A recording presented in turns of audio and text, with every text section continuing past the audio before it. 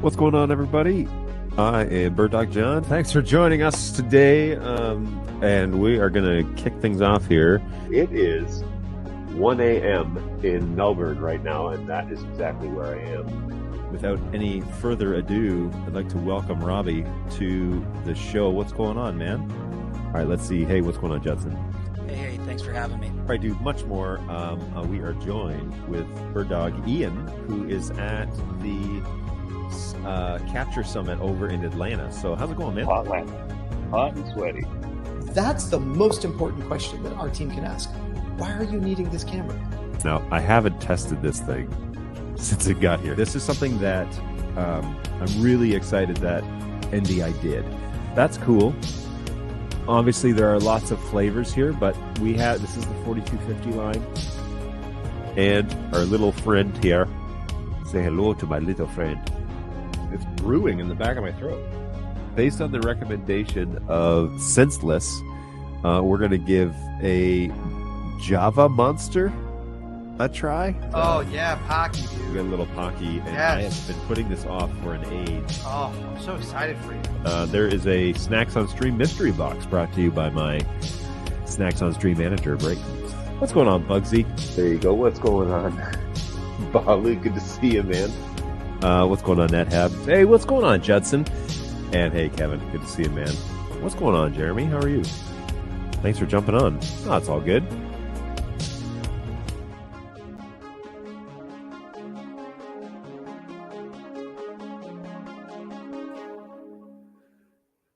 What's happening, everybody? Hopefully you're doing well. Welcome to the BirdDog Live Show. Hopefully you're having a good start to the week. It's Tuesday. Okay, only Tuesday. Got it. Yeah, it has been a busy start over here. Yesterday was just crazy. Lots of things to talk about. And on today's show, we're going to do some fun stuff with BirdDog Cloud. And that's going to start in just a second. Now, a couple of things well, first of all, first thing that I need to do is I need to verify that this audio is actually working, because a good streamer makes sure that things are happening. So, all right, so it's happening on YouTube, which means that it's hopefully happening everywhere else. If you want to jump in the chat, feel free to. The best place to do that is over at birddogjon.tv, and so that is found right there. And I'm totally going to blow your minds today because there's huge changes. So first of all, did a little lighting upgrade in here, and I think it looks pretty slick. And I have my hats on crooked, and think it looks pretty slick, and I like it. I like the dominant green, especially this little number on the microphone pole. But then I got a blue light over top too, and so I think that looks pretty good. And Frank agrees, so I appreciate that. The second piece of news is I figured out the hotkey stuff that's happening in StreamYard. And so now I can use Stream Deck to trigger a bunch of stuff and not have to click through the settings. So like I can put the screen names up and take them away. And that's super nice. And so I do that just with the touch of a button. I can also change the scenes. And so we have interviews and whatever. We can do that. Morton says that we can hear you. So excellent. That's wonderful. Thanks for letting me know. So Stream Deck does work, triggers basically to do certain things, and you can use hotkeys to do that. However, the thing that's really going to blow your minds today, and I hope everybody's sitting down for this is actually in StreamYard. This is actually a vMix output, and I know. We had Tom on the show. Tom Sinclair was on the show last Thursday, and if you missed that, you missed a great interview. Go back and watch that after you're done hanging out with us here today. But Tom is a super great guy, and he is a vMix guy through and through. And so we got talking about some stuff, and he got talking about some of the things that it can do. And one of the things that I've really wanted with this show is better lighting. But then I've always wanted to be able to set a timer on a set of cameras, because I've got multiple cameras here in the studio, and I really want it to kind of cycle through them on a regular basis. And so he was talking about playlists, and I started Googling a little more, and lo and behold, vMix can do that. And so I'm bringing in my cameras into a vMix stream that's happening over here on this screen, and then I'm running a playlist, which should automatically cycle through those, Now it's screwing around with the bandwidth on my network, and so who knows about drop frames, but that's all to be seen. Anyways, so it's official. vMix is running. It's not my primary mode, but it is, of course, functioning here as my vMix output that goes then into NDI webcam, which then converts it over for StreamYard, and off we go. So there's the second angle. That's one of three that I'm using, but I like a little variety, and especially if it's just me. If you're stuck just listening to me, and I think actually that's okay, but I'll double check the framing on that. I think I need to be over here more in that shot. I'll fix that. Anyways, it cycles through the shots on its own and gives you a little something else to look at. So there you go. It's official, and yeah, all good.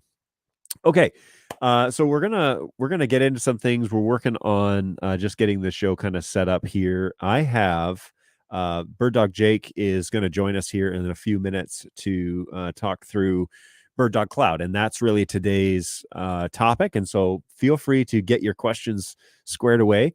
We're going to talk about it kind of in a modular way, where we're going to talk about certain sections. We're going to walk through Cloud and the basic functions. If you don't know anything about it, today is your lucky day.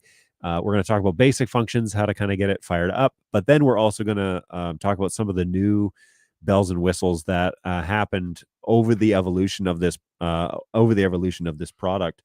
But then 3.0 is also super exciting, and there's a whole lot of stuff to talk about. So we'll address that in a minute. Now I'm having coffee delivered, which is this is the pinnacle of my existence here in the office. Somebody brought me coffee. Thank you, Mr. Frank. I requested that. I was making coffee, but the show was about to start, and I was like, hey, would you by any chance bring me these cups of coffee? So Frank obliged, and he has delivered it to the office in perfect timing. So cheers. We're gonna let BirdDog Jake get all kind of set up, and we'll bring that on. So bring your questions. Let me jump over to the chat real quick. Hello from Stockholm. Hey, how's it going? Thank you so much for joining us. And we didn't scare you off the past few times, so thank you so much for joining. Oh, and somebody from Copenhagen. So there you go. Denmark, by the way. Welcome to the show. Really appreciate you jumping on. What do you mean senseless? John's energy is too much for me today. Oh, hey, you may have noticed, speaking about new stuff, you may have noticed that the start screen has changed. And so one of my brands, I had one of the designers, the lead designer, actually over. He's in Italy right now, but he's usually based out of Melbourne. I asked him, hey, could you help kind of make my starting and ending screens a little more relevant? And so he sent me these, which I think is pretty stinking awesome. Those look pretty good. So using the new BirdDog background, and yeah, he's got that all kind of set up, and we have one for the end as well. So good stuff there. Really appreciate him taking time to make my stream look good. So good times. And the other thing is I figured out, I was getting annoyed because I couldn't figure out how to get my camera to be full screen. It's really kind of annoying. Everything was like shrunk down, especially because when I go to share a screen, right, in this program, this is more me picking on StreamYard at this point. When I go to share a stream, I want to be able to show it full screen so you can see, use the maximum of whatever you're watching this show on to see whatever it is. Well, it wouldn't go full screen. It would be kind of boxed. And if you notice there, I have to change it in here. Hang on. I can change this to be kind of like cropped, which is fine, but it's fine for the webcam. But when I'm doing full screen on, this sort of stuff, I don't want it to be cropped or anything like that. So I figured out how to make my webcam full screen.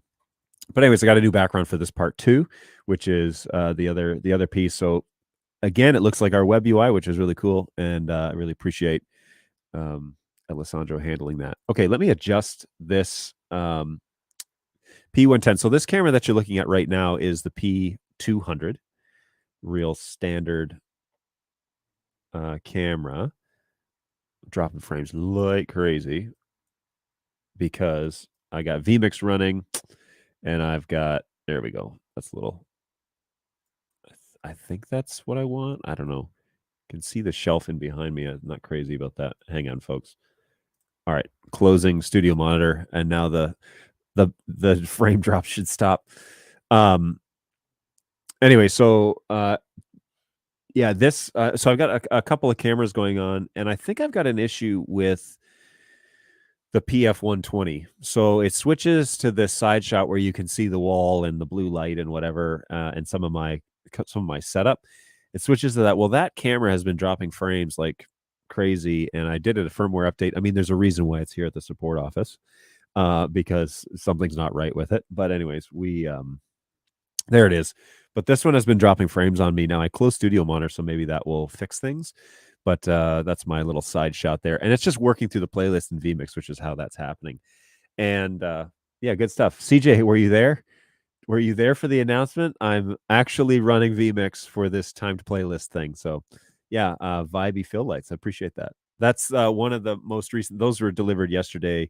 I had a crazy time trying to get them to work because they're app driven. So you have to use the app, which I'm not super happy about because I don't like being tied down to having to use the app to make a device like that work. But anyways, not the end of the world.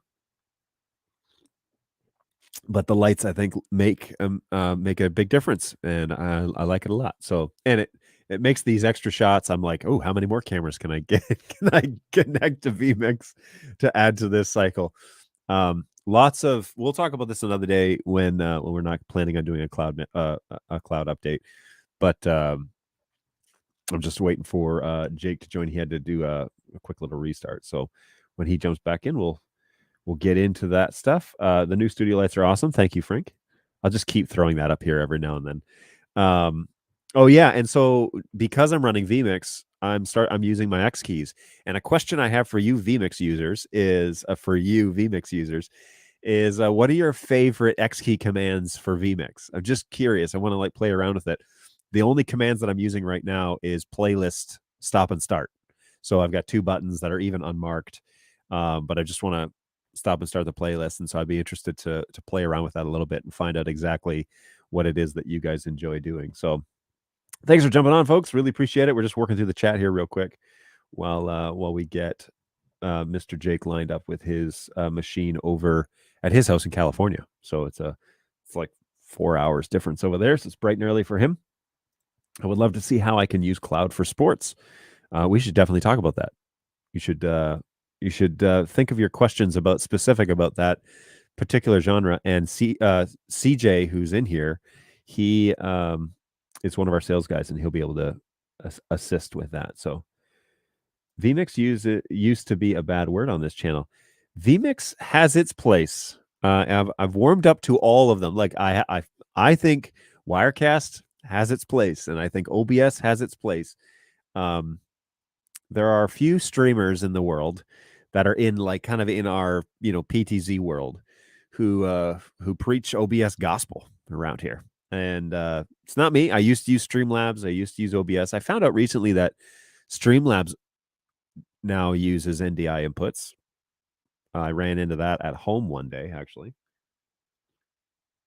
So they do NDI natively. And so I fired up the NDI app, which is HX, on my phone just to see how it worked. And it was laggy, but it worked. So you even color match the cameras ahead of time. Of course I did. Yeah, you're right. Sometimes I do that live on camera, but I had these lights and I wanted to make sure everything was good. And so I got that going. Hello from Morocco. Oh, that's cool. Hey, how's it going? Thanks for joining us. Appreciate that. Go Web. Back again, are you?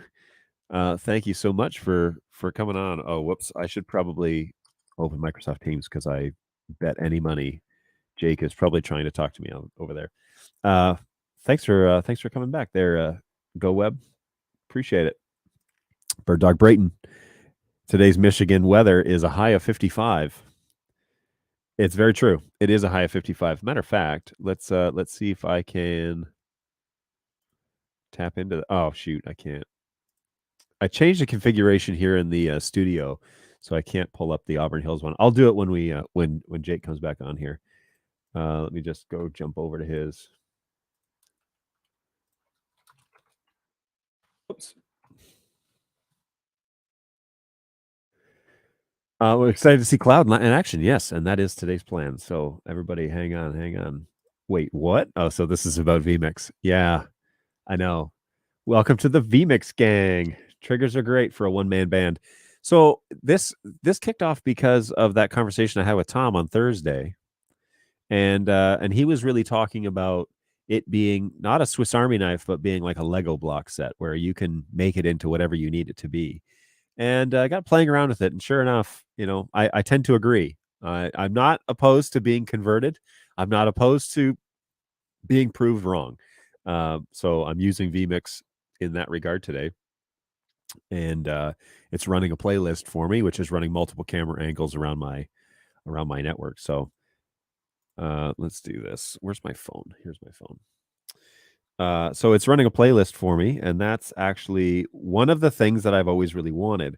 Well, the other piece then that it fired up was that it gave me the option to, use my X keys a little more. And it's true. It seems like X keys was really its primary market is vMix. I mean, it does other things, but vMix and day trading, that's what it seems to be for. So yeah, there you go. Good stuff. Hey, I've been meaning to be on here for a while. What's going on, Web? Ask a couple of questions, but between regular works and a hurricane. Yeah, that'll stop. That'll put an end to that. Oh, time to get my own P110. Oh, P120.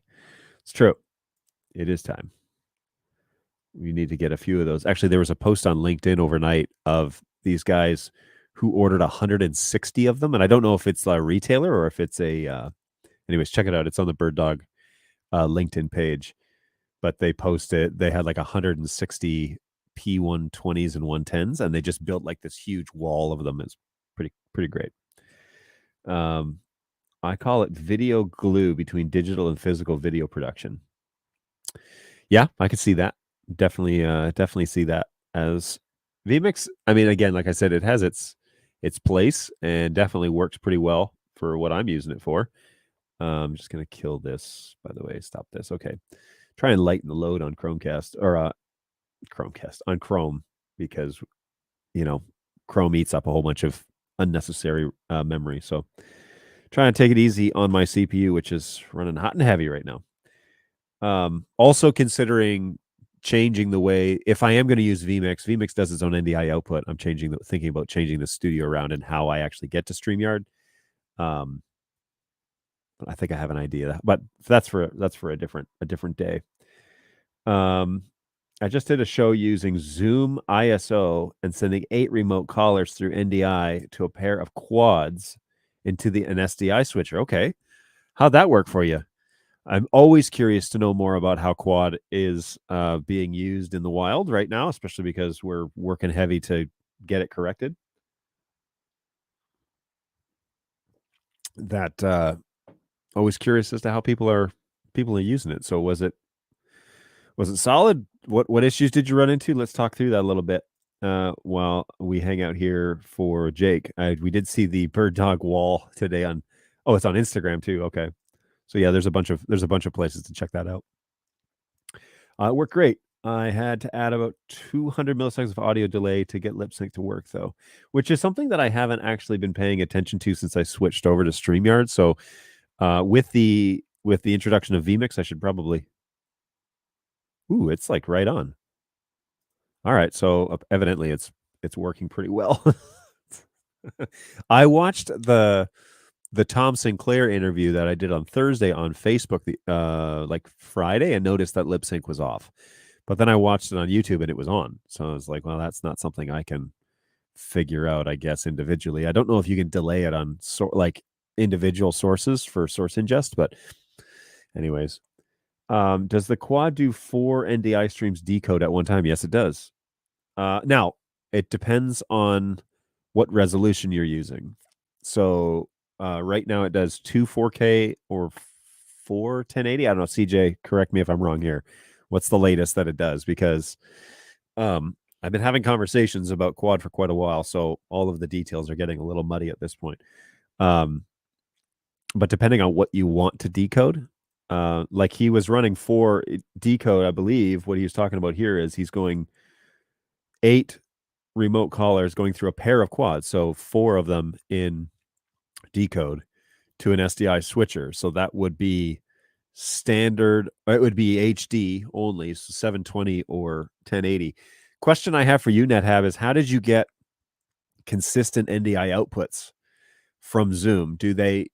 Is it standardized now? Does it fluctuate with bandwidth? I know that was the issue long ago where it was fluctuating with bandwidth, and it was having issues that way. So don't know. For most of the time, it's 4 at 1080 60, which is stable. Okay, good to know. Or you can decode 2 channels at 4K 60. So there you go. I know Zoom's not going to do 4K outputs on NDI, so there's that. It's a new beta for Zoom ISO. It just came out a couple of weeks ago. Does that allow you to select the the resolution you want outputted for those NDI sources, or what is it? Just curious. That would be really fascinating if they've done that, because that's going to change a lot when it comes to integrating BirdDog stuff. BirdDog will be like the front runner at that point. It gives you a constant NDI output, but the Zoom capture is variable. Zoom ISO 2 is awesome. So it gives you a constant NDI out for the sources received, but then the Zoom capture. So like the active speaker output or whatever it is, but yes, it does. And the audio advanced mapping. I worked with it. I worked with the Liminal at Zoom ISO and OSC product. Okay, that I'm not familiar with, so we'll need to get into that maybe another day. I like having you around, Sherman. You're full of useful information. I wish BirdDog Flex 4K had an SDI version as well. 4K SDI? Isn't that what that is?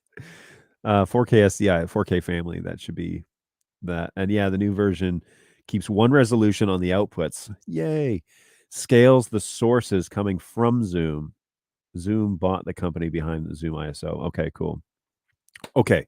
I am going to kill my playlist here. And then without further ado, now that we should be all sorted here, I would like to bring on BirdDog Jake. What's going on, man? Hey, John. How's it going? It's going all right. How are you? Doing well. Awesome. Unfortunately, this morning my mouse stopped working as soon as the stream started. So that's always fun. Yeah, that's awesome. We're gonna need that. We're gonna need that to show stuff here on Definitely today's need a shows. mouse. So yeah, I'm using a combination of some NDI's KVM from screen capture and a bunch of stuff on a different computer to control the production computer.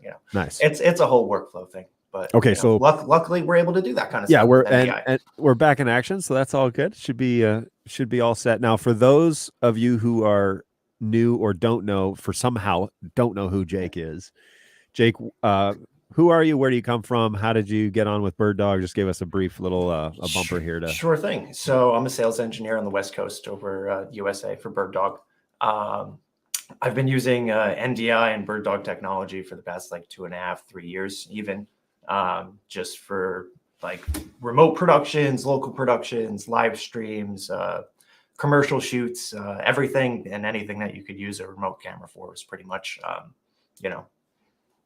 what we're using BirdDog for, right? Right. And so I was using NDI, a couple of years ago and realizing that there's so much interoperability with sending and receiving video from either Premiere outputs now and even production cameras into TriCasters and all this stuff. So I just love all the amazing workflows that this technology really adds to the whole range of what I'm calling live streamers now. Yeah. Everything from the mom and pops to the big name broadcasters are looking at NDI. And it's so cool that we at BirdDog have the tools to, make that happen. Yeah. Last week, somebody said, oh, you should check out what is it called? Office Hours. Office Hours. Yes. Yeah. So I was like, I love Office Hours. With Alex. That's a great show.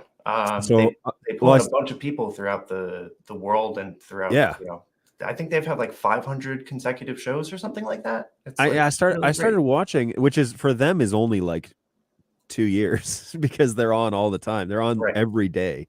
They are. And they do like QA, whatever. Well, as I was watching it last week, and this guy was demonstrating his app that Mhm. does like like screen capture, and he kind of threw in a little NDI thing at the end. He's like, I really didn't want to integrate NDI, but it's now like an industry It standard, and I is. thought I need to probably do that. And he's like, it's the implementation's not Right. super clean, but I had to get it in there because everyone's using it. And I was like, yeah, Exactly. that's what I want to hear. That's awesome. So, And I met a couple of those guys at IBC 2 weeks ago. They oh, ended up nice. popping over by the booth, and I saw the office hours on their tag, and I was like, "Hey, I know you guys."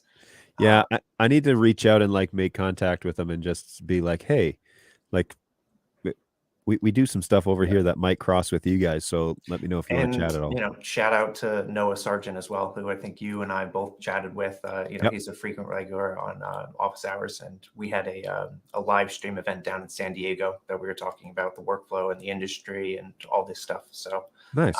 it's great that they're checking out NDI too. Yeah.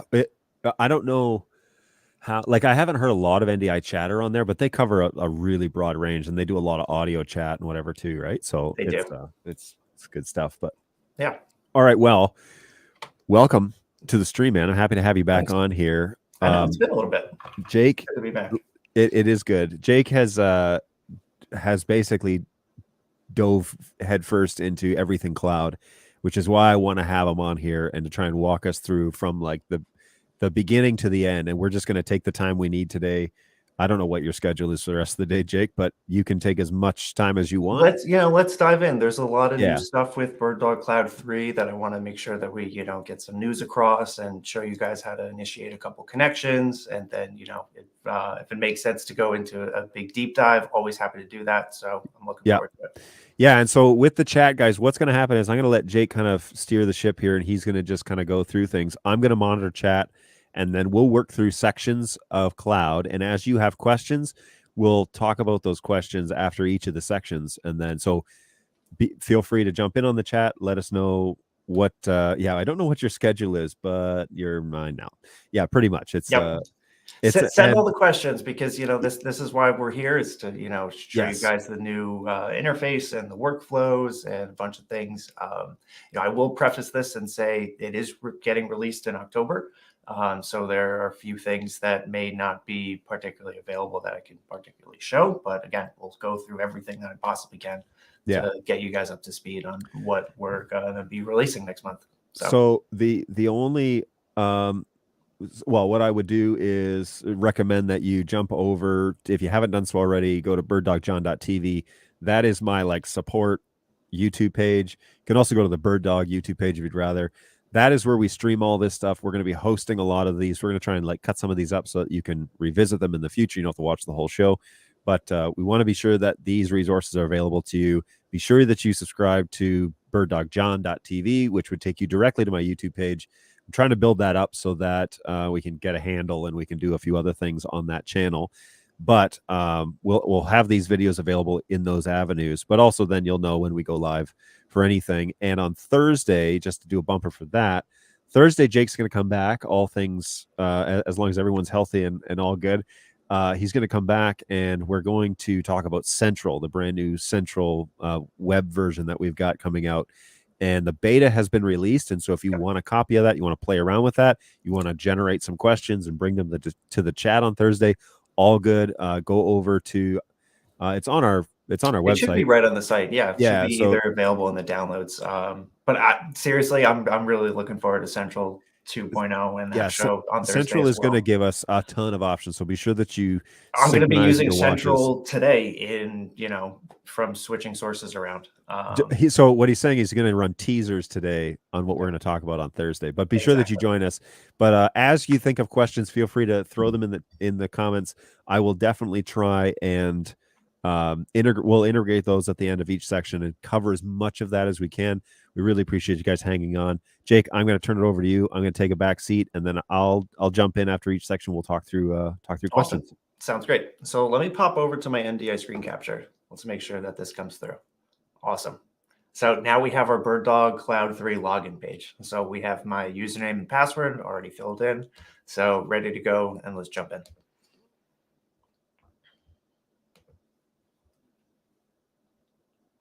New interface.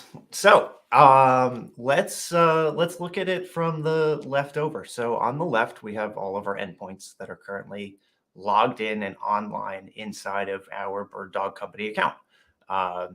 If I come over to these top 3 dots over here, I can show some offline endpoints. However, they're offline, so we usually like to hide those. So we get those out of the picture, right? A couple endpoints over here. We have a BDJF, which is my laptop that currently has an active connection. We have a couple of HQ endpoints over in Australia. I have my office here as well, which I'll be using to bring in some sources today.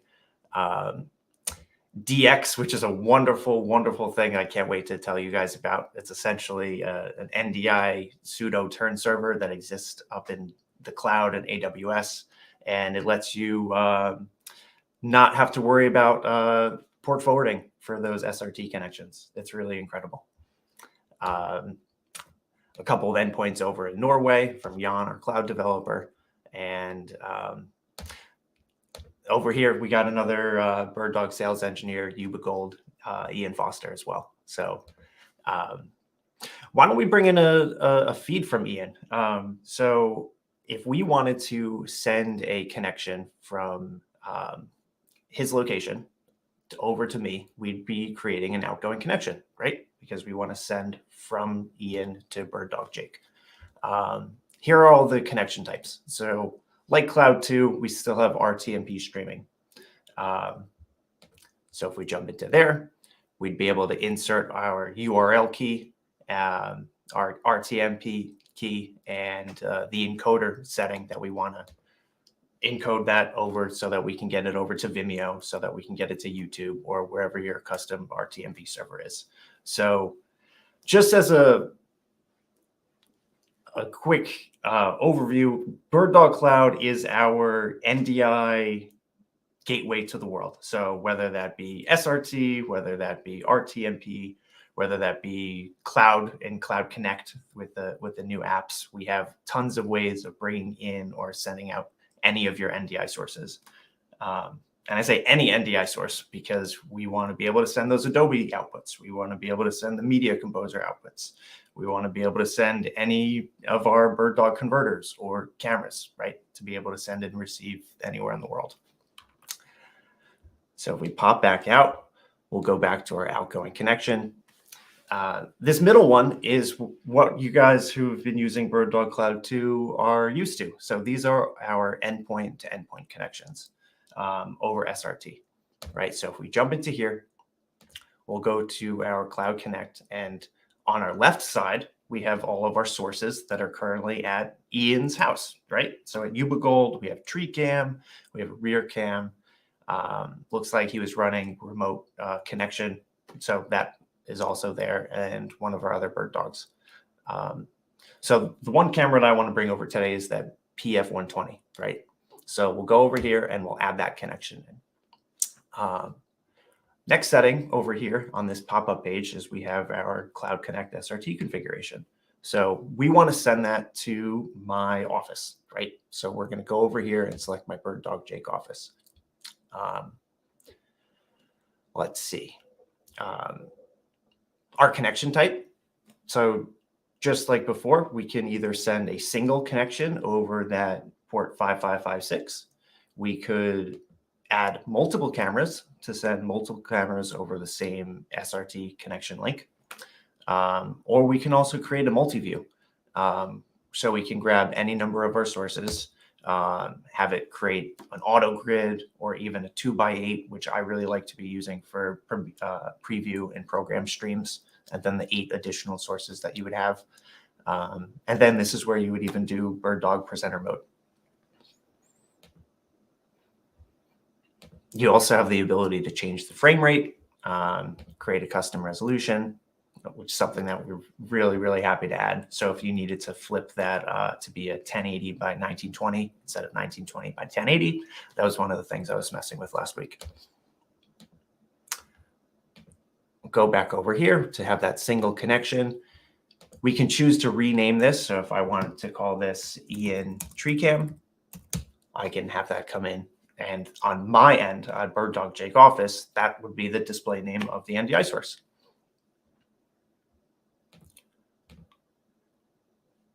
In our encoder profiles, which I'll show you guys later once we get into the deep dive, we can create different custom FFmpeg flags for that encoding. So right now, this is a 10 megabit per second H.264 encode. If I wanted to use NVENC for that as well, I could flip over there. Or if I had a Intel GPU, I could use QuickSync as well. So we'll dive into those encoder profiles soon.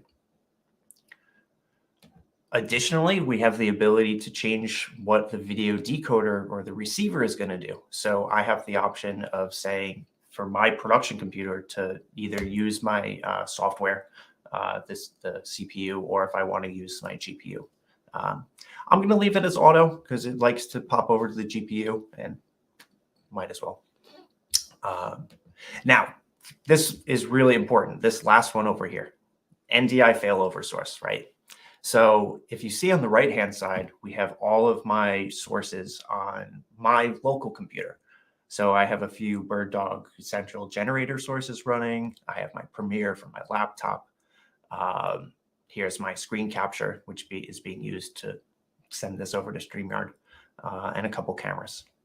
So what this failover source would do is I can bring over my P100 to this failover source. So let's say the connection from Ian drops out, or let's say, the ISP goes down and the internet's out. What this will do is this will keep the NDI source live on my end, on the receive end, but kick over to one of my local sources. So that way in your TriCaster or in your vMix or wherever that's receiving that NDI source, you'll be able to have a live feed kick over right to one of your locals. So that way you don't have any unnecessary cuts or crashes or anything like that. Lastly, we also have the ability to record the proxy streams on either the source endpoint, so before it gets transmitted through the internet, as well as after. So if I wanted to do that transport encode on my side or their side, we can have that happen as well. So that's it for the Cloud Connect SRT configuration page. So now let's pop on over to the SRT page.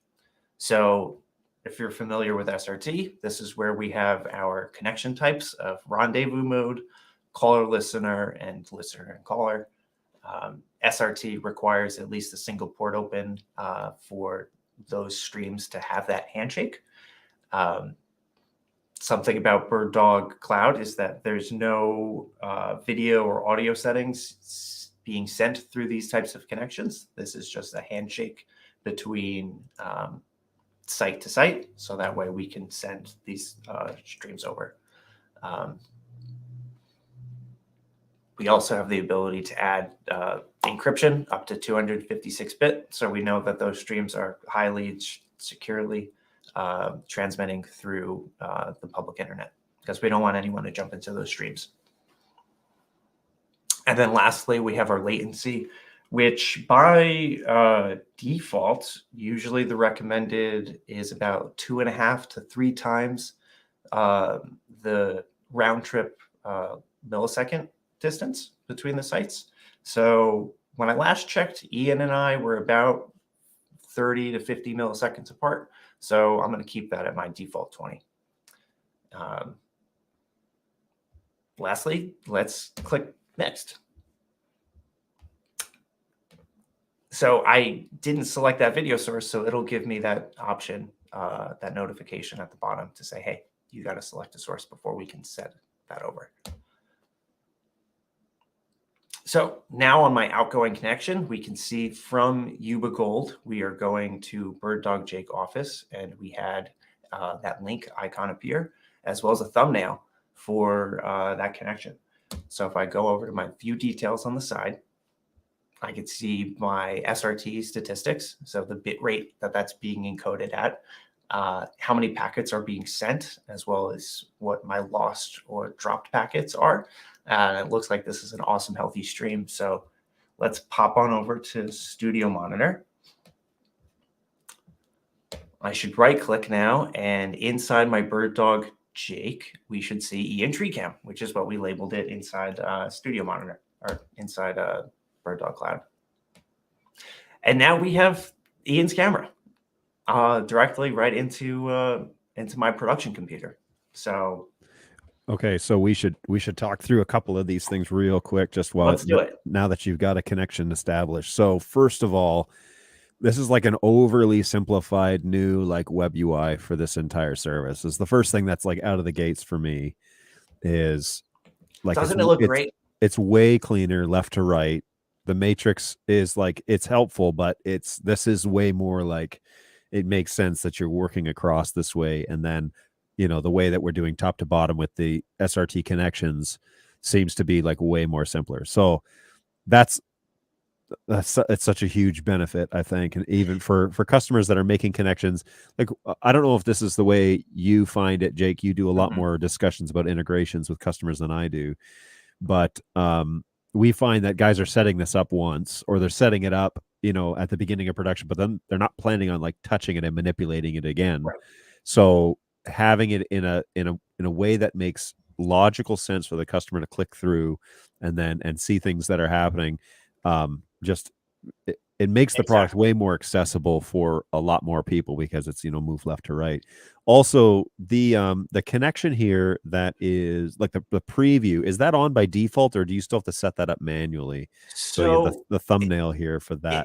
It's actually really exciting. So now that we're using or we're hosting a BirdDog turn service through and by Google Cloud, those or at least in BirdDog Cloud 2, those required a turn server to get set up. Right. So now that we have that baked into the whole platform, that's what's going to happen on every connection as soon as that link is established. That's so awesome. It's really great, because then you can really see if that stream is live. And look, I saw a car drive by. Yeah. So it's like we know it's live. Is that on the transmit side, or is it on the receive side, or is it up in the turn server? It's up in the turn server. Oh, so it is what is being received up there. Yep. That's the actual feed. Right, because we have to send it up into the admin panel for you guys to see that.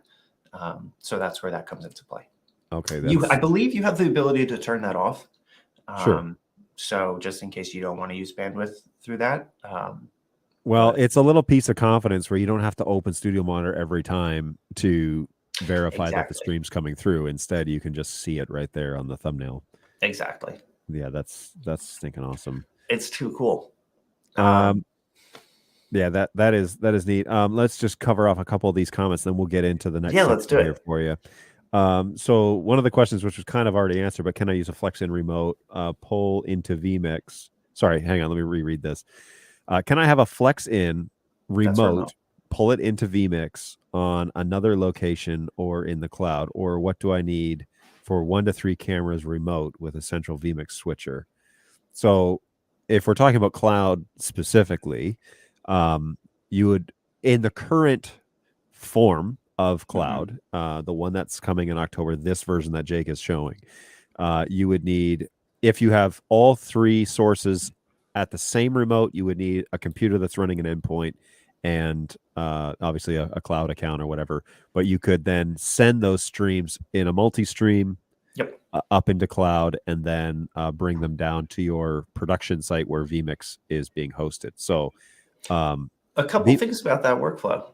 If you have that cloud endpoint right at the location, those sources that are remote get flipped into NDI on the local side.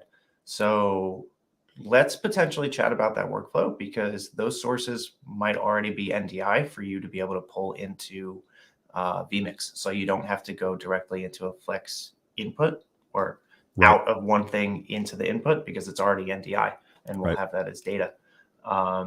So let's just ping us an email over to hello@birddog.tv. because we have us sales engineers and workflow application designers to kind of go through that whole process, just to make sure that that whole signal flow makes sense. Yeah. Yeah, because that is like one of the basics for cloud and everything, and the guys over at Hello can kind of simplify that for you. So I'll toss that up there while we chat for a couple more minutes about some other things that have come up. Oh, cool. I love that banner. Yeah. That's great. What is the hardware and network requirements for a sender and a receiver endpoint? My favorite answer is it depends. It really depends on the amount of, well, first of all, let's think about the bandwidth for just ISP. So if we're uploading or downloading, we need to make sure that we have a good connection from our ISP, because we can't push 20 megabits over a 5 megabit upload, right? So there's that to take consider of. But then once you get down to the hardware, it really depends. I've used cloud on a couple of gaming laptops just to send 2, 3, even 4 sources in and out to Cloud Connect and up and down via SRT, as well as using like high-end production computers like i9s and i10s and all that stuff, just to have a little bit more horsepower.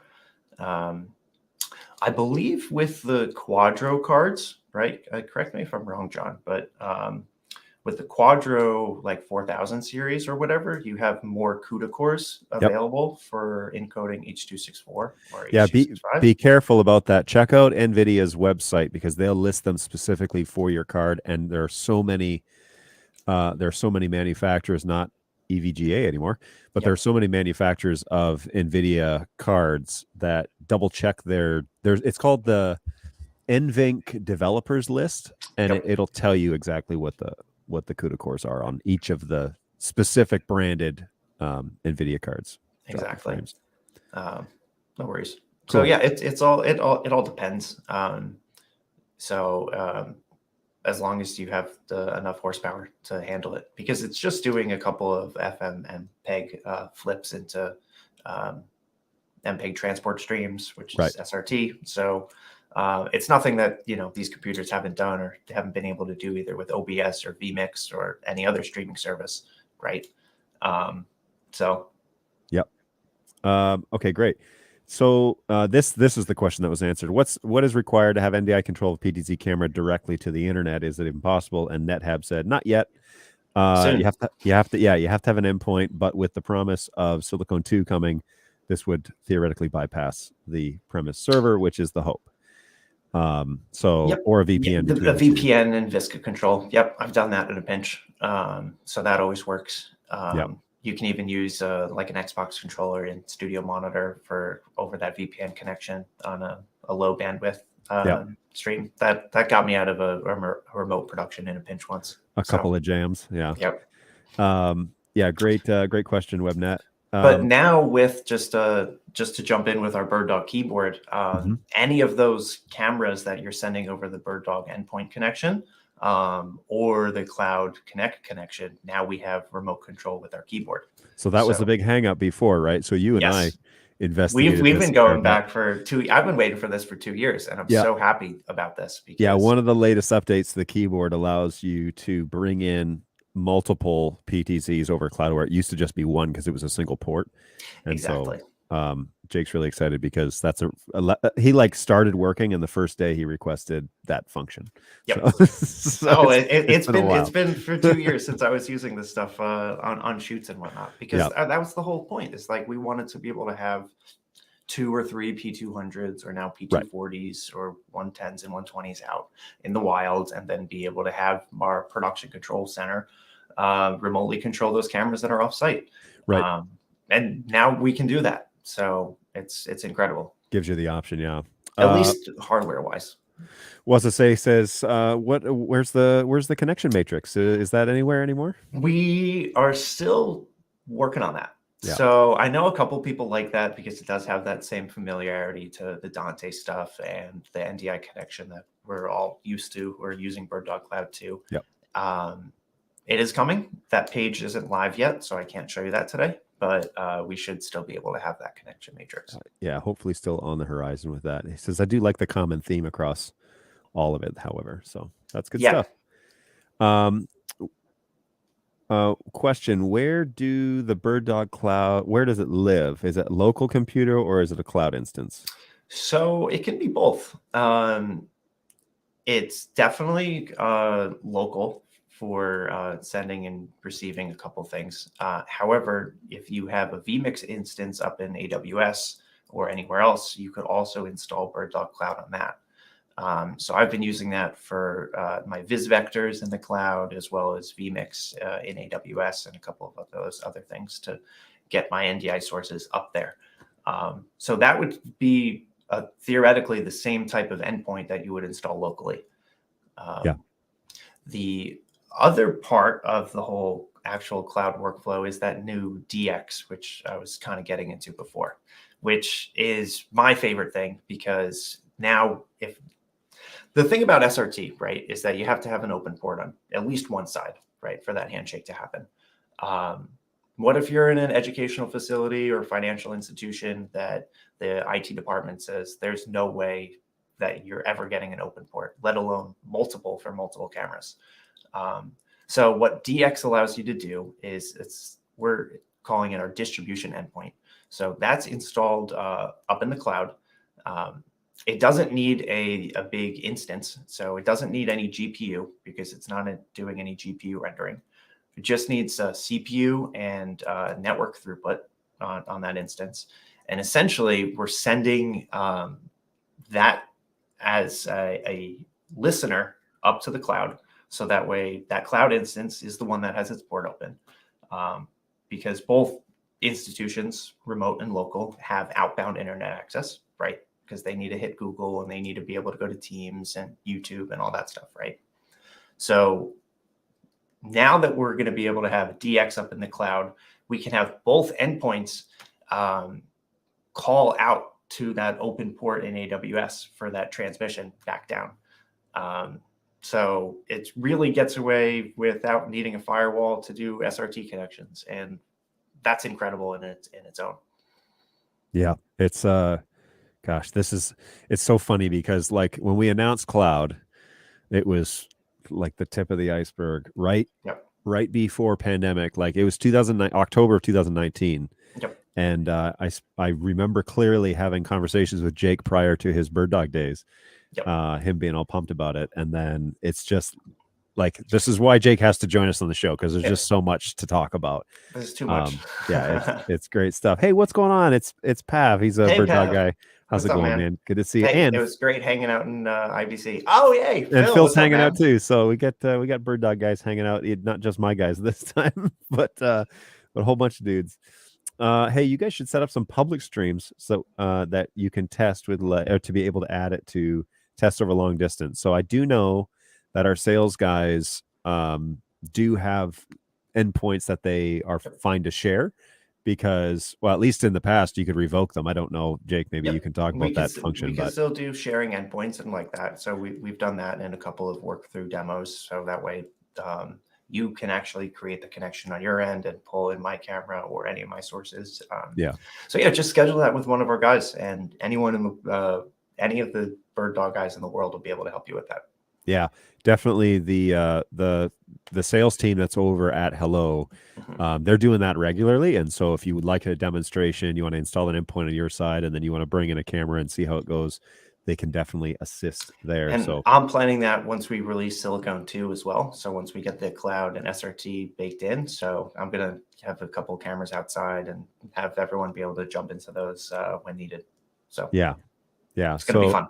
Sherman's putting it together here. So now the PTZs each have their own different port numbers when they're going across cloud, or at least the keyboard knows how to deal with the individual streams for keyboard. Correct. So it's on the receiving end. So that cloud instance on the local, after that connection has been made, generates a new NDI stream on a different port. So if my, if I'm at 10.0.10.5 and I have 5 connections coming in, that's going to scale on my NDI ports available. So what we did on the keyboard is being able to specifically address those port numbers now. So we'll be able to have that control because we had it in Studio Monitor, right? So we were always able to have that full control over any camera coming through. It was just the addition to add that local source or the local keyboard. Right. Yeah. I mean, that makes the functionality of cloud and keyboard in our cameras and the whole like ecosystem. You can see the pieces like starting to click together, which is really fun to watch. So, Exactly. Wazasay says, "Oh, you can run vMix in the cloud now, huh?" Oh, totally. I mean, people are doing multiple cloud backup vMix instances about feeding one into the other because, you know, just in case it crashes or whatever it is. But Sherman's excited about DX, which we can talk a bit more about. It sounds like we probably need to because they would love a tutorial about DX in the cloud. Let's do it. Let's pop on over because I have a couple sources that I can route. All right, let me make sure we get nothing else pressing. All right, guys, keep the comments going, but we're definitely going to get back to Jake, and so let's jump into that again. Let's see.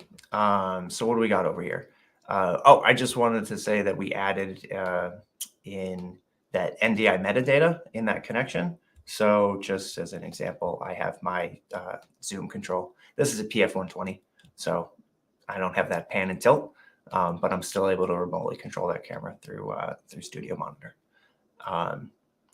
But let's go over to DX. So what we'll do over here is this is one of our endpoints in Norway, Jon's computer, and we'll create an SRT connection, and we'll pop over his VLC to DX. Let's send that over. Oh, fun. We're not sharing on this endpoint right now. Let's see if I can pull that down somewhere else.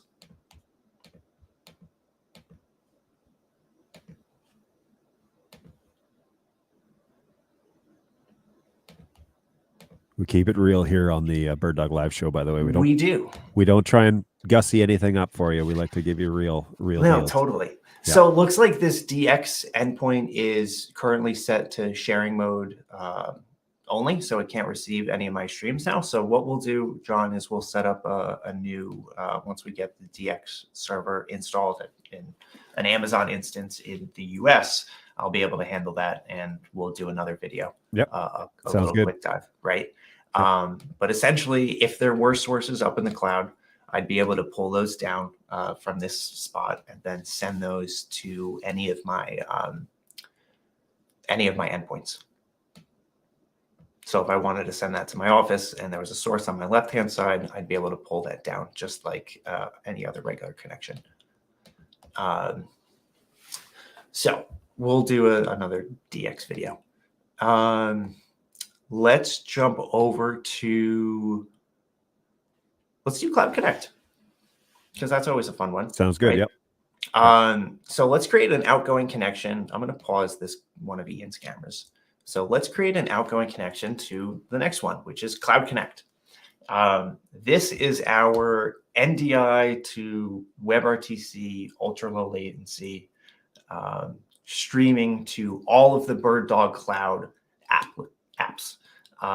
So we have an Apple TV app. We have Android and iOS for iPhone and iPads, as well as Samsung Tizen displays, and even just a web browser. So if you wanted to send your stream to someone else so that they can pull it up in Chrome just for a quick review and editing procedures, there's that as well. So let's go check that out. So I'm going to create a Cloud Connect configuration. I'm going to grab my BirdDog AAF5E, which is my PF120 that I have over here. We'll select the Cloud Connect group. So what you guys will be able to do is create your own custom group, which has customized branding. So you can choose rename the group. You'll be able to add your own custom colors. You can add a background card image, so that way you know you're streaming to the right group. So let's say if you're doing a shoot for Coca-Cola and you're doing a shoot for Pepsi, you want to make sure the right streams are going into the right groups, right? So that's where that comes into play.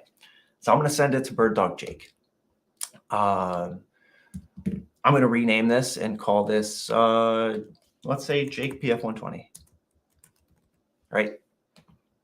I don't have a card image that I want to put specifically towards that, but if I wanted to, I could throw that there. In our advanced options on the bottom, we have the bit rate of which we want to encode up into Cloud Connect.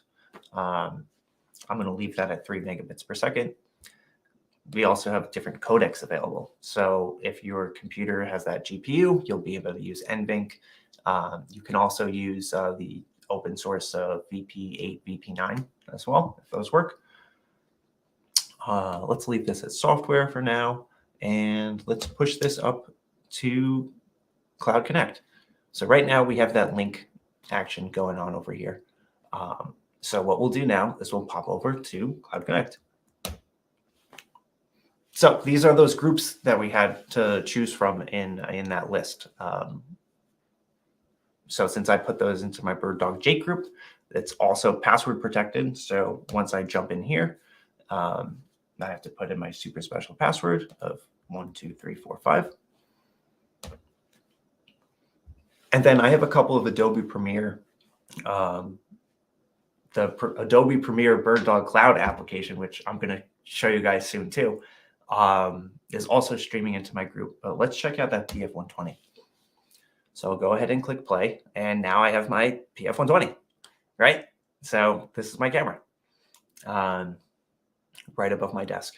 So now look at those pretty little buttons, all those fun little lights, right? So that's a fun one. I can't wait to show you guys that stuff on Thursday.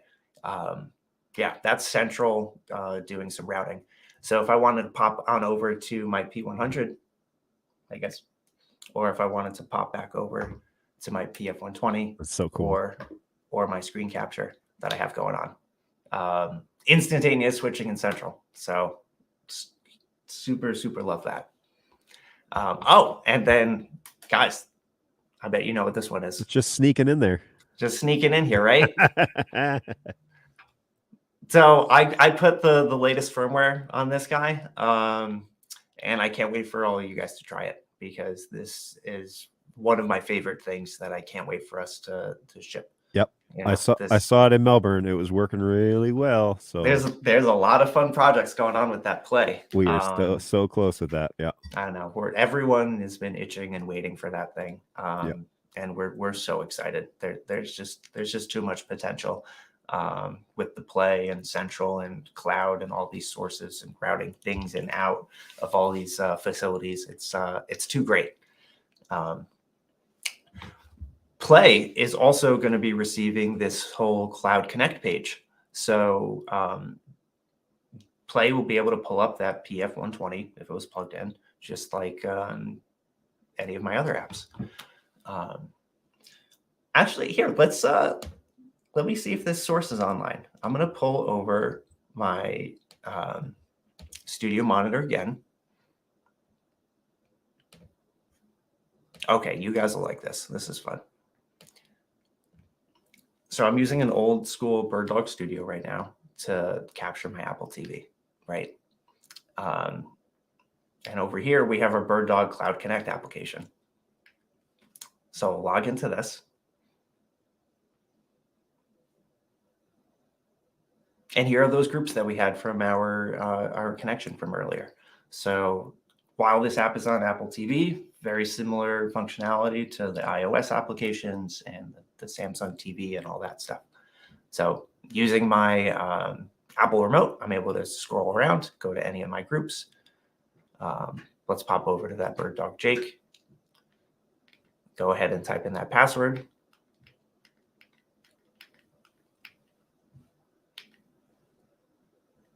Go ahead and log in, and we have those sources that I have streaming.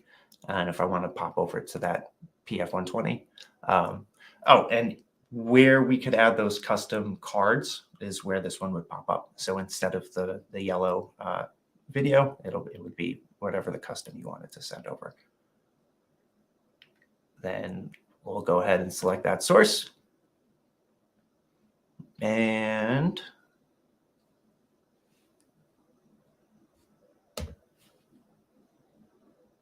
let's see if we should have connection.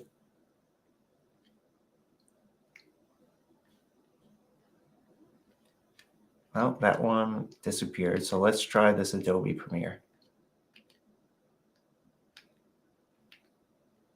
Because I have that one streaming right now. There we go. Awesome. So another BirdDog Cloud application inside a BirdDog Cloud application, right? BirdDog Cloudception. Right. On the screen now, I'll pop on over to my full screen of Adobe Premiere. So on the left panel over here, let me make this bigger for you guys to check this out. So let's talk about this workflow real quick, because this is wonderful. So inside Adobe Premiere, we now have the ability to have a workflow extension that connects directly to BirdDog Cloud. So in here, we're using NDI Studio or screen capture to capture the whole timeline view of the program. We're using the Adobe Premiere NDI output, which is grabbing the program output of the edit session that's currently playing. And on the left, as an editor, I have the ability for my client, the agency, or the production team to either see that full screen source. I could also pop on over to just do a full screen of the edit happening in real time. I could go back to a mix source of between the program feed as well as the Premiere timeline.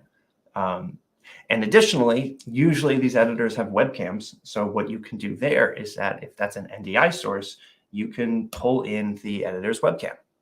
So right now that's shooting at my background below and a couple of little BirdDog stuff. But just being able to pull in the editor's webcam, the timeline and the program, super, super, super easy for edit, review, and approval. Additionally, let's see if this pops up over here, but let me go down to my sources. Let's see.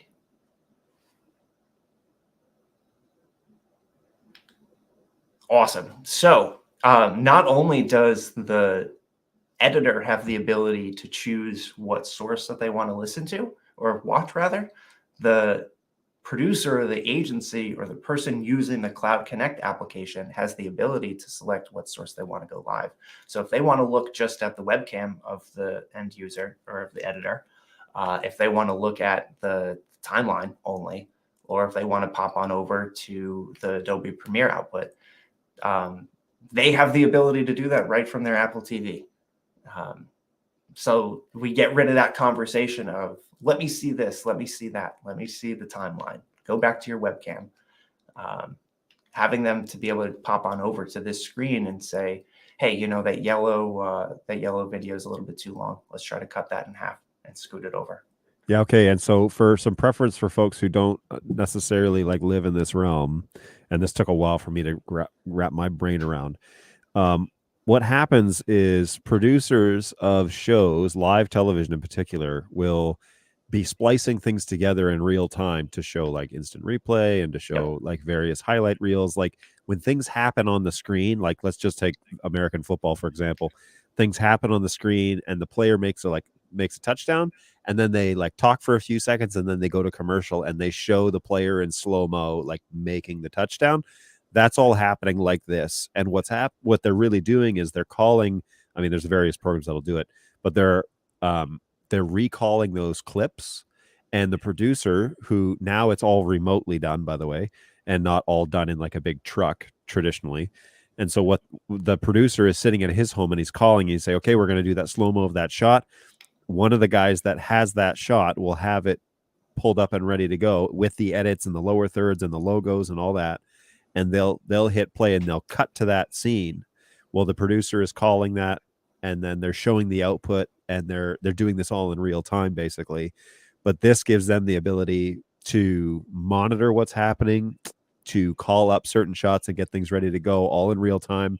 The producer can see the guy's screen, like what Jake is showing right here. He can see the actual timeline happening over Apple TV, and he just has to click over and see the screen. Okay, let's go ahead, get ready to run that.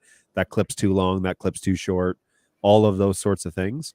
And it's all happening like in real time. Well, now what we're saying is we now have a plugin for Adobe, which can now bring all of those sources and all of those views and everything right over directly to a very commonly used piece of equipment that puts everybody in the same virtual room in real time for live production. And so this is a huge elevation into a different stratosphere in terms of production, because it allows all of these sources to be seen and used and monitored. And what would traditionally happen inside a big production truck, where you'd have 2 or 3 guys sitting at actual physical computers that you've flown in, and they stayed at the hotel last night and you fed them 3 meals, and now they're there doing it. Well, now they're doing all this from their house.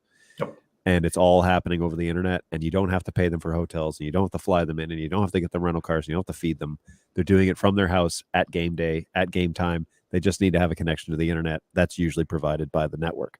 So that's what we're talking about here, is these workflows, these highly complex workflows are now overly simplified, and all of those sources are now available with BirdDog Cloud. So that's really super exciting, and that's basically the use case for a lot of this. I mean, that's one use case for this Exactly. particular thing. Jake, let me jump back to just comments real quick. One thing about the DX server, do we run our own DX server, or is it provided by BirdDog? I believe you have the option for either. So if you want to spin up your own couple instances, or have that through us. Awesome. GoWeb says, is there any way we can have a demo for this over in India? And the answer to that is yes. Reach out to hello@bird-dog or birddog.tv and ask for Phil or Jason. Those are your guys. They kind of cover some of that zone together. I think. I don't know. Phil might correct me if I'm wrong, but ask them for a cloud demo, and they could for sure get you connected there. When is Cloud Connect coming, or is it released? Is it happening at the same time as all this update? Should be the same time, because we want to have that all available for you guys to use once we release it. Yeah, that's the last I heard. So, and in the same vein, is that Apple TV app available now? Is it to list? Well, first of all, is it available now? It is. Right now, I'm using the test flight bench. Yep. So if you want to test it out, potentially send me an email, and we'll get you hooked up on that. But it should be coming to the App Store very, very soon. Cool. So if you want to hang tight for that. Will it list all your NDI sources, or just the ones on the BirdDog Cloud endpoint? So local sources, I think, is what he's referring to there. It will. The Apple TV app will not list the local sources. That's something that the BirdDog Play will be able to do. The Play will have the ability to do either or. The Apple TV app is just the BirdDog Cloud Connect application. Yep. So that will only list the sources that you are currently sending to a group. We are adding in the ability to create a connection right from Apple TV, as long as the user that you assign to that has the correct permissions. So you can have them have permissions to be able to see the stream, but not essentially create new connections, security and all that stuff. Right. But if that is something that you want, and you want to be able to have your agency to be able to pull in any connection that they want, they could theoretically do that right from their Apple TV remote. Right. I'd love to see how all the different products talk to each other, or a diagram, and on what hardware they run. I'm not 100% clear. Well, I mean, really, we're generating NDI sources, and then Cloud is ingesting those and making them available anywhere in the world. I mean, that's the brief overview. A little bit deep diver in is that we actually now released a Mac endpoint for Cloud. So now, because again, NDI is available on Mac OS X. Right. I'm 99% certain that it's only going to be the M1 and M2 models. So we're not using the Intel chip. Not using the Intel, and definitely not the PowerPC stuff. So no iBooks allowed. No iBooks. All right, and GoWeb, we've had this conversation a little bit. Yes, there is a solution for this now. Change the name of your camera back to BirdDog Dash and the last 5 of the MAC address, and then reboot the camera. We found out that there seems to be a bug. Actually, shout out to our a buddy Marco over in Germany. He discovered this, that there's an issue with the naming convention. If you change the naming convention, let's say beyond 15 characters, it throws this error. But change the name of the camera back to BirdDog Dash and the last 5 of the MAC address. We're addressing it in one of the next firmware updates, and then reboot it. This is the well, I can switch this here. This is the P110, which is up there, that was giving me all those issues for like 3 shows in a row. And I changed the name on it, and now it's functioning just fine. So I can, yeah, it's dropping frames, but that's my CPU and my NIC card. That's nothing to do with the actual camera. So that was the issue, was that I changed the name on it to something longer than 15 characters, and it started messing up. I changed it back to BirdDog Dash and the last 5 of the MAC address, .local, and it's been good ever since. So give that a go.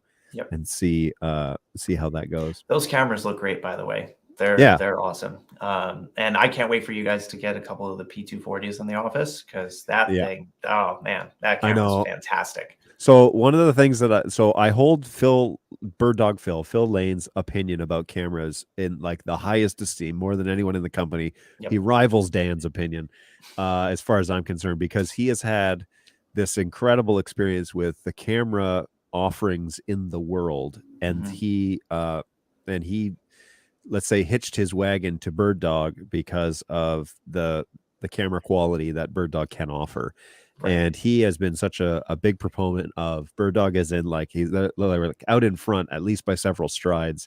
And so if Phil says something, I pay attention. Well, when he was at IBC, they had the 240 there, and he said on the show, there is a definite elevation in difference when you compare a 200 with a 240. Now this is a 200 camera. It's insane. And if it's better than that, I am very interested. And if Phil says it, then I believe it. It is. It's great. And then just to take the quality to the next level, we added that filter thread onto it as well. Yeah. So I mean, that's what I love. I mean, whether it's an ND or I personally like to use Black Pro Mist quarters and 1/8. Oh, nice.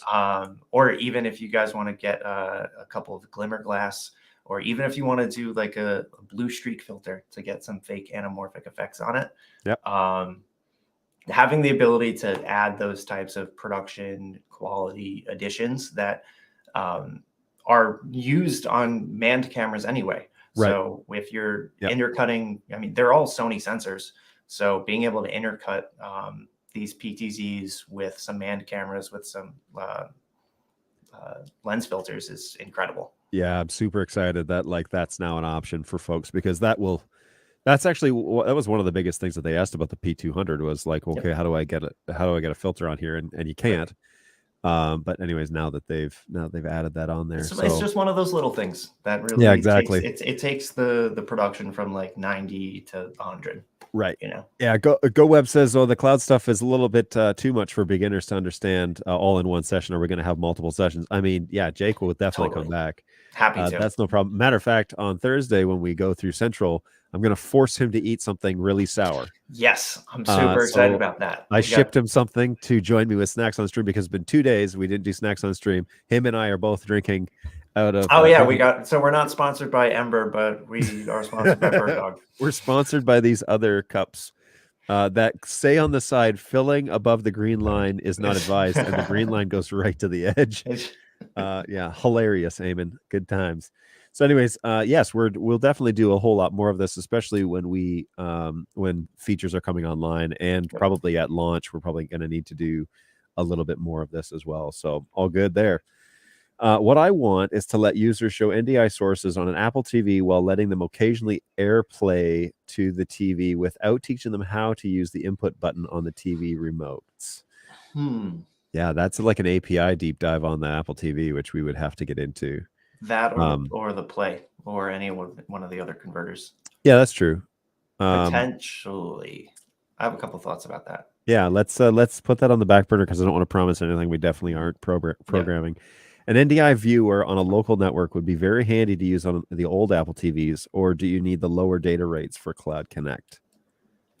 I do know there is a Sienna TV application for NDI on Apple TVs already. Oh, there you go. If I believe those need to be have that Ethernet plugged in, because if you're pulling a full NDI source, full bandwidth rather, that's going to be 100, 125, or to 300 if you have 4K.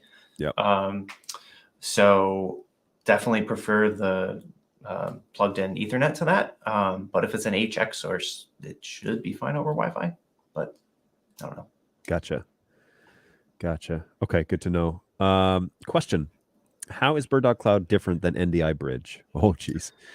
There's a lot. I mean, there's a lot different because there's a lot to talk about. That's why I say, oh, geez, because NDI Bridge is great. Like to be able to have a quick way that's already in NDI tools to send and receive those sources. Where BirdDog Cloud kind of shines is having the ability to have your users, your management, connections, profiles, being able to send to a turn server so that any of the BirdDog Cloud applications, work reliably on any device that needs to pull those streams. So NDI Bridge definitely can work on getting a couple sources in and out and around. But if you need to do, a deeper dive into, I need to make sure that these streams are constantly coming over, taking advantage of the failover local sources, because what happens if that NDI Bridge stream, goes down? So what's going to happen on that production? Just being able to have all of those potential what ifs, what can we do, right, into the whole workflow is kind of where it comes into play.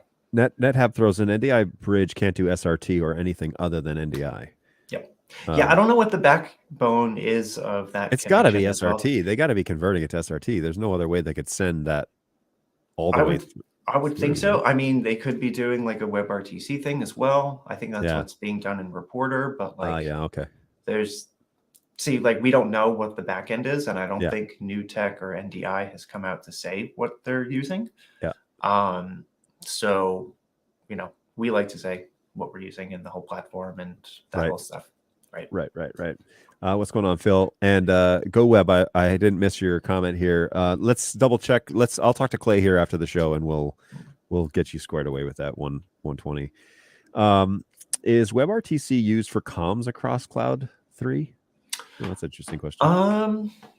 Let me test that out this week, because I just got back from a long trade show travels and whatnot.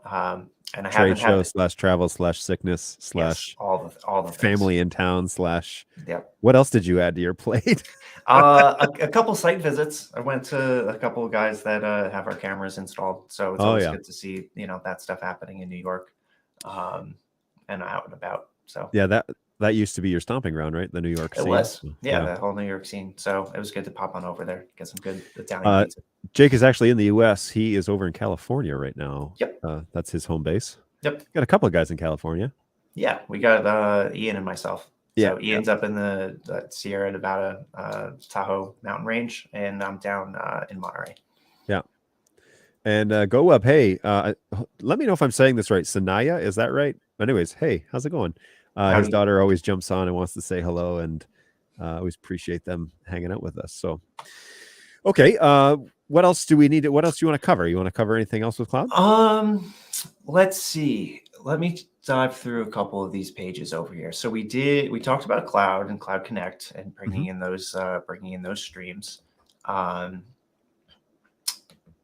got DX, which we'll do an overview separate video, which we'll post on YouTube about, which is really incredible. That deserves its own video. Sure.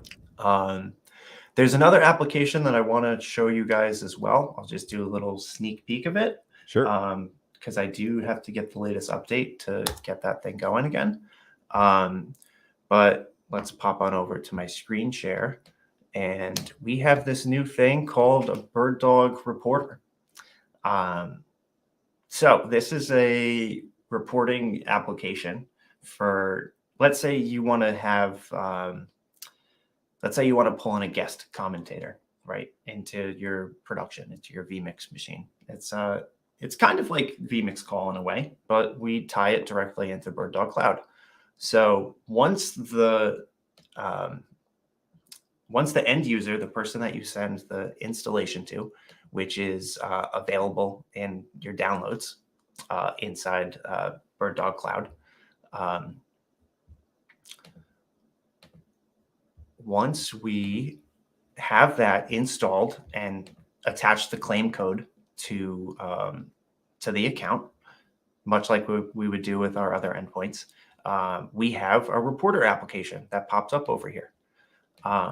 So in here, what the engineer, the cloud engineer, is able to do is they are able to select the audio and video source that the end user has. So instead of having to fiddle with Google Chrome and having to instruct the remote commentator, you know, what USB device to use, what audio interface to select, and all that stuff, the BirdDog Cloud engineer, or the guy that's running your production, has the ability to select those sources for them. So if I wanted to select my OBS virtual camera, and if I wanted to select, let's say, my my microphone over here, let's do that one over here, and then I can send that over to my production office, right? And let's see, inside vMix video, I have the ability to select the frame rate, the resolution size, and the pixel format. So whatever is available from the device. Your UVC cameras will show up here on this list as well. So I could use a BirdDog P110, P120, or PF120 as webcams, as inputs into this. So theoretically, you could send them a laptop or just the camera and have them plug this in. And then we'll go ahead and click connect. So if I pop on over to my outgoing connection, so this is my webcam that I currently don't have selected inside vMix right now because that program's not running, but that is a stream coming over or out of the reporter application into my BirdDogJake. So if I pop on over to my office endpoint, I can see that that production reporter is now appearing as one of my incoming sources. And let's see, I can then pull that up on Studio Monitor. So BirdDogJake is my BirdDog Cloud computer generating that vMix video on port 5557. So that's getting sent out of the BirdDog reporter back into my production computer. So that way I can now use my remote commentator's video directly into my production. It's really incredible. Yeah, so give us just some brief use cases as it's getting kind of, as we're actualizing, you know, what the final release of it's going to be. Sure. What you see as from a sales perspective, who are the guys right away that will definitely find benefit from using that So option? this is going to be those studios and the people that are bringing in remote commentators. I'm seeing this in some sports applications as well, being able to have just a couple of guys being able to use you know, their Mac laptops or whatever, just to be able to run around with a USB webcam and maybe their USB microphone or whatever the workflow is. They don't have to worry about downloading NDI tools. They don't have to worry about doing any of the installation process besides just installing the BirdDog Cloud reporter and attaching the claim code. Right. And then from there, it's hands off on the commentator, which is what we're trying to do. We're trying to make that process super easy for that end user. So one of the things that we found, and this is exactly what I was thinking when you were explaining it, one of the things that we found with BirdDog Cloud was we need to be able to just send a laptop and a camera over there, and literally the talent, whoever, like, think of news anchors and, like, you know, people who do specific functions. It's like people with doctorate degrees. It's like they're really, really capable and smart about that thing that they got their doctorate in, but like everything else, especially technology, it's like not a priority for them to learn and know how to do and set up and select sources and blah, blah, blah. So now what we want to do is let them do their thing that they do like really well, ship them a little Pelican case with a laptop and a camera, say, plug it in, and we'll take it from there. That's the whole point. And that's exactly what this is the ability to give full control of a remote source, select the audio, select the video, and we will handle it. You just turn it on. That's all you got to do. and if you don't know how to do it, have your teenager turn it on. They know how to do that. Yeah, that's totally the workflow it's going to be, used in, because now you don't have to send a network switch. You don't have to use PoE. Essentially, with the PF110s and 120s, just being able to plug that USB right into the laptop, then you could do it over Wi-Fi if you really wanted to. That should be fine, because it's not going to be a big encode. And then the one thing that I didn't mention over here on that reporter application is on this left-hand side, that is going to be that incoming connection. So that's the one thing I can't show right now, just because the application is not totally finished yet. But essentially, this is that SRT incoming feed. So if I pop over to my reporter, I could have this incoming connection, which was from BirdDog Norway, being sent into the reporter. So now we can see that that's spinning because it's trying to have that connection. So that would be the program return feed that you're sending back to the talent. So that way you can have that two-way communication. And so that way they can be a part of the program and see themselves live. And, all you have to do on your end is set a couple mix minus outputs, so that way they don't hear themselves. But that's where that would pop into place. And then you can see that stream is the one that's supposed to be popping in.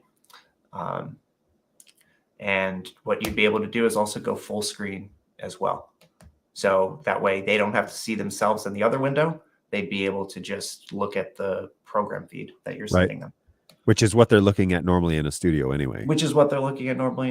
Exactly. Yeah. So you want it to be as familiar as possible, but it allows, like, one of the pieces that one of the things is that it allows the talent, it allows you to secure talent who you otherwise would not have available due to location. So you can't fly the person.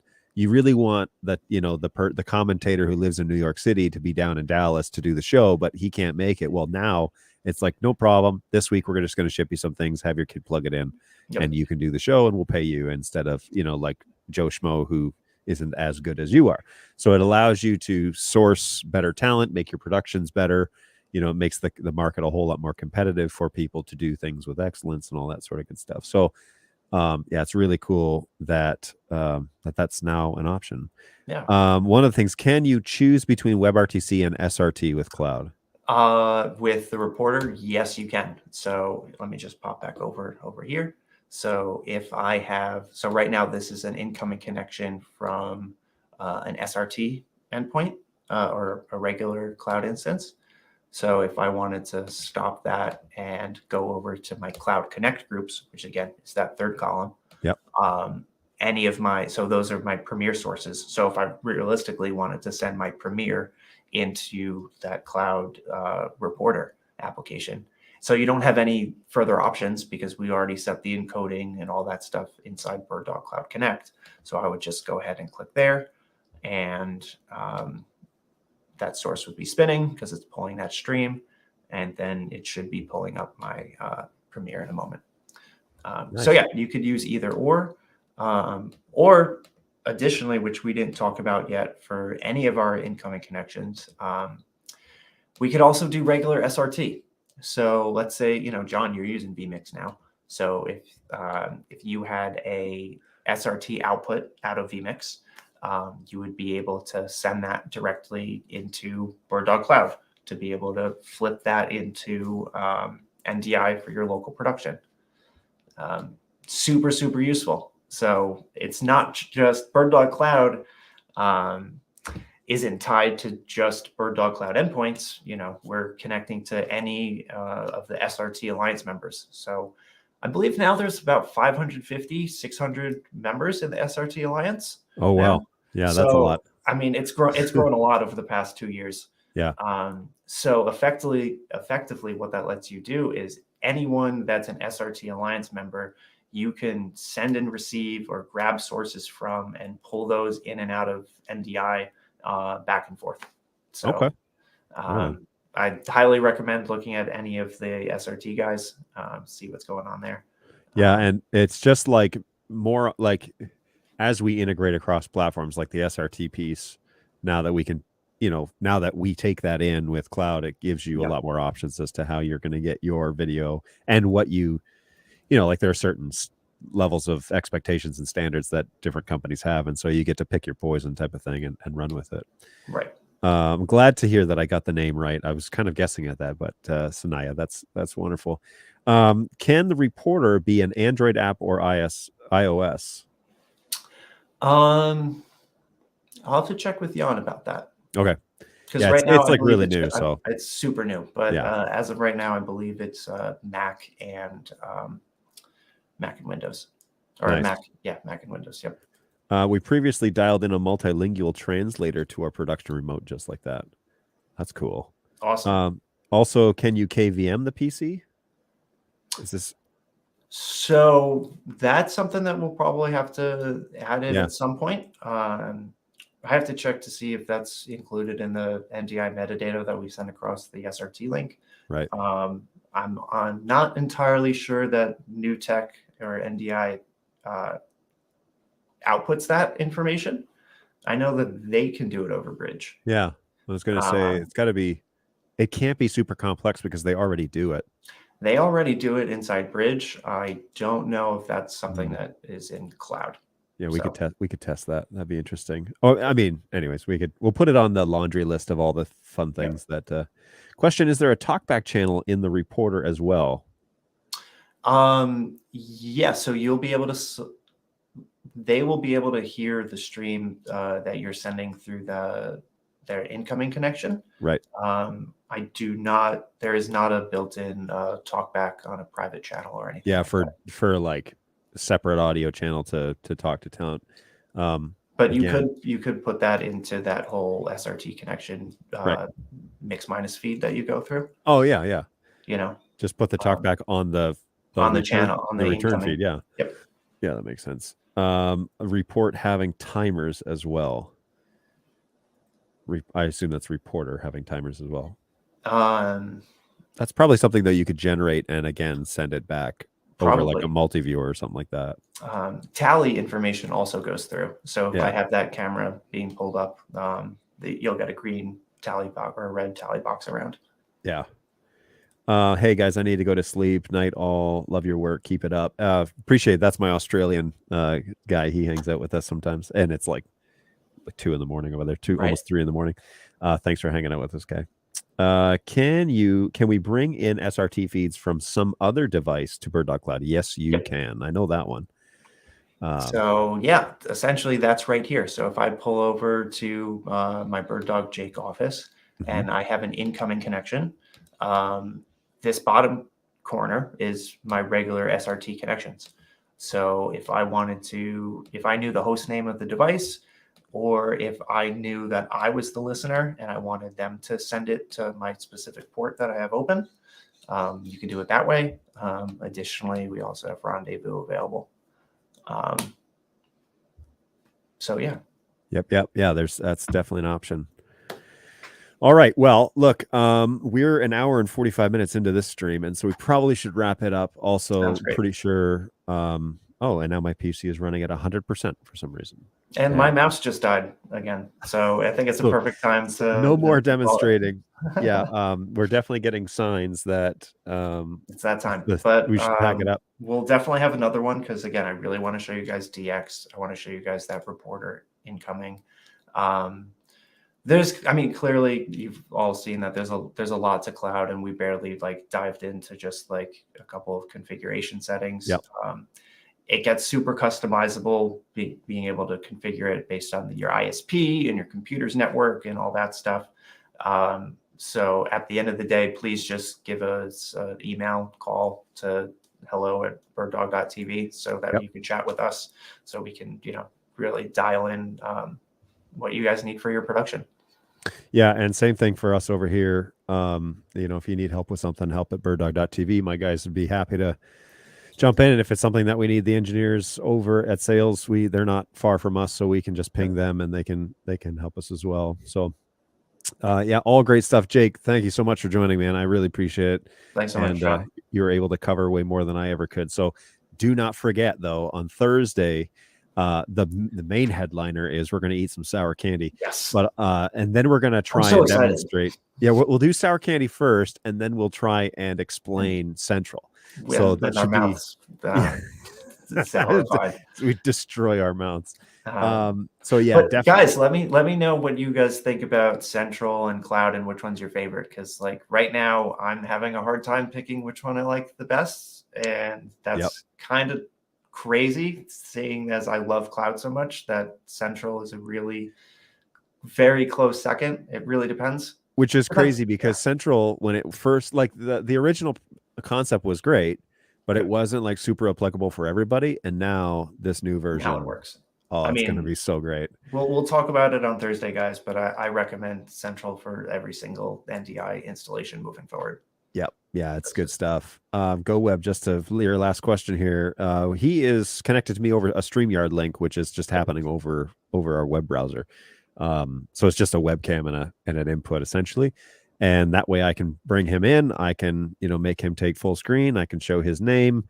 I can do all that sort of good stuff and just kind of control it. I really like StreamYard. It works really well for what I want to do. Right. And yeah, it allows me to have like 10. I've never had 10 guests. It allows me to have guests, and that's been really good. So yeah, thanks, Jake. I really appreciate it, man. And I'm looking forward to Thursday. I can't wait to try some sour candy and run through Central 3.0 with you. So awesome. I'm looking forward to that. And we will check in with you again soon. In the meantime, folks, be sure to join us on Thursday at 11 a.m. Eastern time here in the U.S. We would love to have you along for the show because we're going to talk about Central and all the updates that are happening with that. So be sure that you plan to join us again on Thursday at 11. And of course, Tuesday, Thursdays, 11 to 12 or 11 to almost 1 o'clock here when we want to demonstrate things. And bring your questions, bring your concerns. Thank you so much for coming along for this ride. I've had a lot of fun just learning a whole bunch of stuff and having somebody to chat with. So that's been really good. So be sure that you join us on Thursday. Be sure that you synchronize your watches for Tuesday, Thursdays at 11 to 12. And we would love to have you join us. Last favor is please go over to birddogjon.tv and subscribe to that channel. We're trying to grow that so that we can do some stuff, but we got to qualify. We don't have a whole lot of followers on there yet. So subscribe to that channel, like this video. I would really appreciate that. In the meantime, have a great start to the week. Hopefully you're having a good start. And if not, that maybe this live stream has brought a smile to your face. Be well, take care of yourselves, look after each other, and we will plan to see you again on Thursday for a Central 3 demonstration with BirdDog Jake. Take it easy, everybody. We'll see you soon. Bye.